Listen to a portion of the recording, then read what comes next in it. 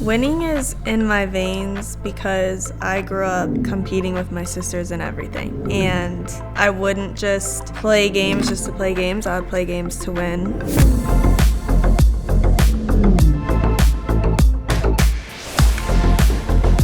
I grew up in Fort Collins, Colorado. A lot of our tournaments would be in Denver. Every weekend we would probably drive 2 hours, 3 hours round trip. I don't know how my parents did it. We never missed a game. And then as I got older, I decided to play for a club in Denver, Colorado.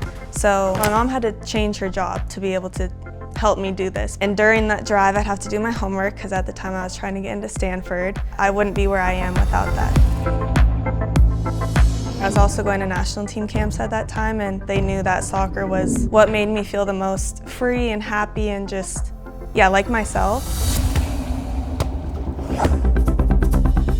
When you think of professional women's soccer, you think of Portland. It is a soccer city. I think it's one of the coolest places to play, and I've always tried to surround myself with the best players, the best people, the people who push me to be a better person, a better player. And I'm fortunate that when I was growing up and I was in college, there was always the NWSL. It can be a living, and I mean, it still has a long ways to go, don't get me wrong, but we owe that all to the generations that came before us that put in so much work, and not necessarily for them to benefit from it, but for me to benefit from it, for younger players to benefit from it.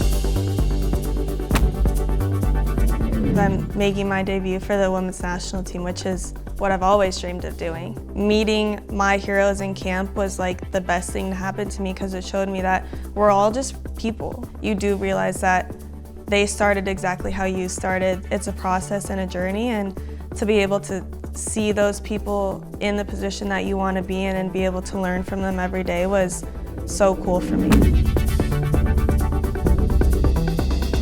Every game in the World Cup, I was so focused about the outcome. The Olympics, my biggest goal was to be so present that I wasn't even thinking about the outcome. And I remember the first game, just being so excited to play soccer. That's it. I wasn't thinking about anything but that. And I think that says a lot about Emma. Emma kind of, I think, helped us all find a new love for the game, even in the short amount of time that she was with us leading into the tournament. But all of us were just so excited to play together. A lot of people, rightfully so, don't think that you have fully made it or proven yourself until you do something special on the biggest stage. That's kind of how people assess players, who's great and who's not. In that moment, I think we could all feel like this is us putting the pieces together, and this is us showing everyone we are the best. We are still the best. And what more could you want? Because after the World Cup, there was a lot of noise. And I think we as a team were just ready to get rid of that because we knew who we were. We always knew who we were.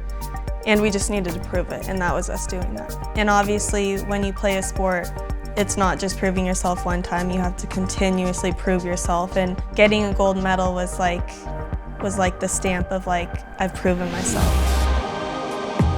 I would say the biggest achievement in my career, I feel is getting to a place where I could go to a world tournament and be myself.